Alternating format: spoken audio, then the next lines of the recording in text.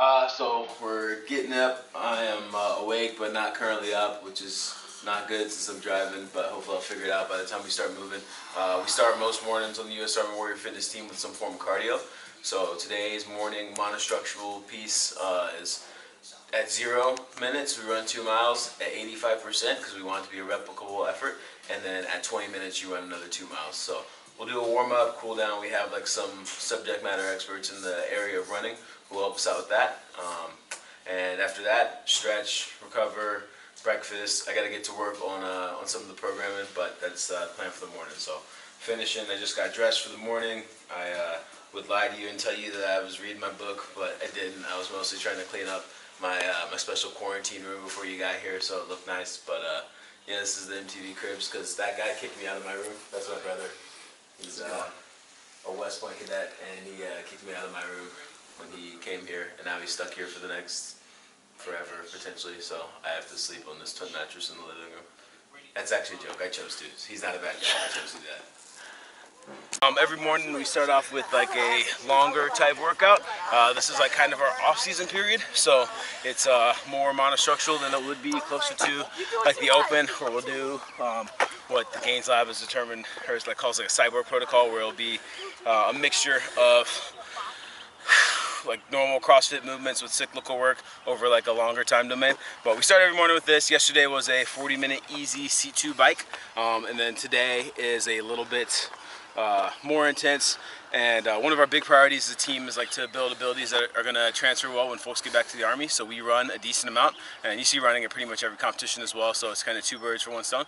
But that's like one of our long-term goals in today's workout. Is at 0 we're going to run 2 miles at 85%, and then at 20 minutes we're going to run another 2 miles, hopefully at the same time. So we're shooting for consistent splits across, and also like we're looking to have an idea of what our pace is. So if you have a good understanding of like what your heart rate feels like at 85%, one, it's more recoverable, but also you can approach an unknown problem. Like say there's a workout that asks us to do something over 12 to 15 minutes. We know how we can feel and be at 85% if there's a task that's going to come after that. So we try and be understanding of like our pacing and how we feel during these workouts, and the replicability of it is what we're really looking for today. So hopefully we can maintain that. How do you feel? It was really good. Ran with Rachel. She's maybe the fastest woman alive, and I think we kind of stayed within trying to hit at 85%. Like lung-wise, it was a good push, but legs are feeling pretty decent. We went 12:40 on the second one. It was a little fast, on the first one, a little faster than we wanted to. But since we were still well under threshold, hit the second one at 12:30, and feel pretty good about both those numbers. So the workout did what it needed to, and we're ready for the rest of the day. Nice. Sorry.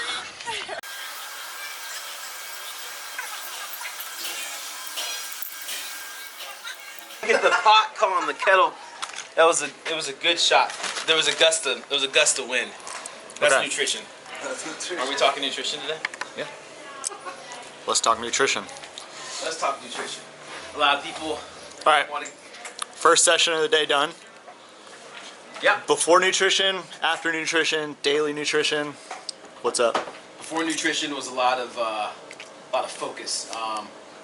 All mental nutrition, So I fed my mind with a lot of good music, a lot of indie stuff, good amount of Tame Impala, some Passion Pit, things like that to feed my brain. But no, we do fasted cardio in the mornings. A lot of evidence talking about how that helps with like fat burn. So anyways, morning sessions normally fasted. I had a bunch of water, always have a couple glasses of water to start the day. I think that's good for the metabolism. Not an expert on any of this stuff, but if I hear it and it's come from somebody I trust, I normally follow it. And then afterwards, we ingested some carbohydrates in the form of Reese's, and some quality proteins and fats in the form of some Starbucks egg bites, and some coffee with a ton of sugar in it. A lot of folks would say that's probably not the best thing for you. It'd probably be right, but we also burn a mega load of calories, and we normally actually don't end up eating in the middle of the day because our second session starts at 1300. So I normally try and overdo it on calories after the morning session, knowing that I won't eat again until dinner. So I eat like around 2 meals a day for what we're doing here. not perfect, but it works. My body composition's good. I feel like I'm in shape. My weight's where it needs to be. So, if it ain't broke, don't fix it. And so on a daily basis, the 3 to 4 to 5 hours in between training sessions, what generally happens? I guess it depends on exactly how long, but folks eat, so that's like our breakfast and lunchtime is kind of smushed together, but everyone's still normally here. If you have admin stuff, so general email checking, it's still the Army. We have some stuff getting pushed out.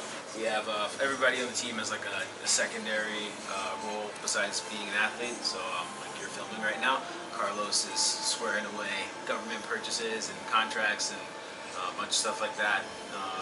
We got folks who do the maintenance of the vehicles we've got or the team space. Either they're programming or not counseling, but talking to people about whatever they're looking to do for the rest of the season. And in a weird way too, everybody also has to do the the promotion side of things too. So even if you're not directly promoting yourself, maybe you didn't post anything that day, but being aware of trends and everything, it sounds, I feel kind of goofy to say, but whatever you're doing for social interaction is helping you be more effective at interacting, and as a recruiting organization, keeping our finger on the collective pulse of what folks across the nation are feeling, looking towards what things are working for some folks. I tuned in for a little bit earlier to my friend Noah Olson was doing a live workout, and we're potentially going to do some live workouts for folks over the quarantine. So I got to see his setup. I like the format for it and things like that, getting an idea of what our competitors and friends, foes alike are doing in the space. So that way when it comes time for us to make products or do things that compete with them also in the space, we're able to figure out how to do it better than they did it. So combination of all those things, and then also just some general team bonding, I guess. So everybody's doing their work in the same space. Our doctors are doing their study to stay on top of their professional requirements, but we're all doing it in the same area. So that's building team cohesiveness as well. So everybody's doing their secondary jobs, and then we have the tertiary effect of just growing closer to the team.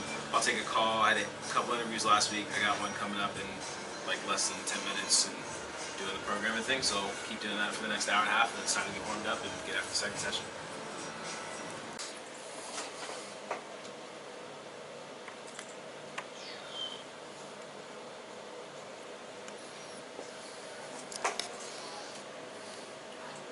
It's on? Okay. Someone else is normally doing the handwriting here. That's why it's so bad. My handwriting is perfect and immaculate, but I try to match someone else's handwriting. I'm not going to throw the person who actually does the handwriting here under the bus, because I'm very respectful. But this is the board that we brief off of, and it kind of ties to the programming that we have for the team. So every week we have a training meeting, because we're an Army organization and we like to keep standards there. So as part of the training meeting, we end up talking about our actual training, which for us isn't laying down necessarily ranges and things like that all the time. Deconflicted there. It's more figuring out what we're actually doing for programming and competition-wise. So we always talk short-term stuff that is happening that week or the next couple weeks. So for us, right now, we're transitioning into the off-season because everything's canceled, and apocalypse workarounds in the event that we can't come into the gym. How are we gonna integrate people's individual priorities and needs into that? That was the topic for the short term. Medium term is looking out at the next few months. So that's weakness work for people. If you're knowing that you're going to be on one of the teams, you're trying to send a sanctional, improving yourself there. Professionalization, getting a better understanding of how to utilize the time that we have as full-time athletes for the Army. Movement quality work, so that way we're staying healthy, and then building skills for things that we're going to see at sanctionals. This includes worm stuff, performing actions to competition standards, judging, all that jazz. And then long-term stuff is what we're doing for our time here in general. So that's looking over the course of the years. We want to send a team to the games next year is the goal. And so we're trying to make sure that we're strong enough to, the equivalent is being tall enough to get on a ride. You need a certain amount of strength to be competitive at a super high level, and we're trying to build that strength across the team. We're building competition experience in the gym and outside of it. And then we're going to improve in our 2020 open scores, and then leave here with Army Ready Fitness, so that way when we go back to our units, we're able to represent the team well. And so that's what we talk for short, medium, long term, and then everything else kind of falls under that. We have examples of events. Was our next sanctional was the MAC, and so we had the events from last year's competition there, so people could have an understanding of what was required for them last year to set some expectations. This right here is from CrossFit Maximus' Games team in 2018. It's a bunch of standards for individual athletes, and those two things tie up with this, which are the most common competition movements that are outside of the most common qualifier and open style movements. And so for individuals accessory work, or like their individual progressions, like they use those four things. I say they, but myself and them use those four things to kind of like figure out like what progressions need to be put in place for folks to improve in those areas. So if I am not good at, we've identified I'm not good at toes to bar, snatches, and dumbbell snatches. We can see, well, toes to bar are more likely to come up in a qualifier than snatches, which are more likely than dumbbell snatches. So then if we know that I'm trying to get ready for the MAC, and we see that last year we had, I guess they don't have any toes to bar, whatever. They have one event that I'm not good at that also is in this common qual movements, like A or B category, and is also something that I'm far away from like the main number for. Then we'll build like a progression for it, so that way that individual athlete can get the amount of touches they need to on that outside of whatever is programmed in general for them to improve on. And so in general, the team does much of the same programming. We take a lot of Metcons from Misfit. The morning monostructural stuff is me, but it's mostly coming from like the philosophy I've learned from being around high-level track folks, reading about rowing, and then for sport-specific stuff coming from Matt Whipke and like the Gains Lab. I do the strength and conditioning stuff on my own, thanks to being around my dad who's done that for a long time, and then we try to make the accessories individualized and also focused on like building movement patterns for things that we're going to be tested on. So we don't maybe do as much traditional accessory work, like we try and tie it into these movements that we're going to see at competitions and the like. And we're in the middle of kind of a period of flux right now. The big macro goal is trying to make sure that the team is ready to qualify for the games at a sanctional next year. But we also want to do well at the Open, so that we're in position to be invited to these things or score high enough to where we receive invitations to go to some of these competitions. So we want to be ready for that. But knowing how quickly the season gets started after the Open and how there really isn't a break, we're kind of just like in off-season mode now, where we're doing a lot more general strength and conditioning. But since that only really recently came about, like we were trying to peak anaerobically and had been introducing some shorter workouts and more like competition style workouts in anticipation of the MAC, which would have been in about a month. Since that's no longer happening, we're changing everything right now for the next 10 weeks. And so the next 10 weeks, everything going until June 1st, is going to be a lot more strength and conditioning. So we're lifting a little bit more. We're going harder in our morning conditioning pieces than we had been before. And then we're going to cut down the Metcon volume to where it's only going to be 1 or 2 Metcons a day. We're starting to build some deadlift strength. Some of this stuff's on here, but the programming is not finished yet. Deadlift a little bit more than we've been squatting, and then take down the like amount of like sprinty pieces that we had, and give people a chance to like recover a little bit. So if we're in open season or like getting ready for the games, and someone's like, like this, I'm pretty beat up, like I don't want to do this, like there's a time to push through that stuff, and there's a time to kind of relax and not do that. And this is the time to relax and give people some individualization, so that way their bodies are ready when they need to push, and they're still building like the framework and skills that they need in order to be successful when the volume and intensity does increase at a later point in time. I ran the 2 miles this morning.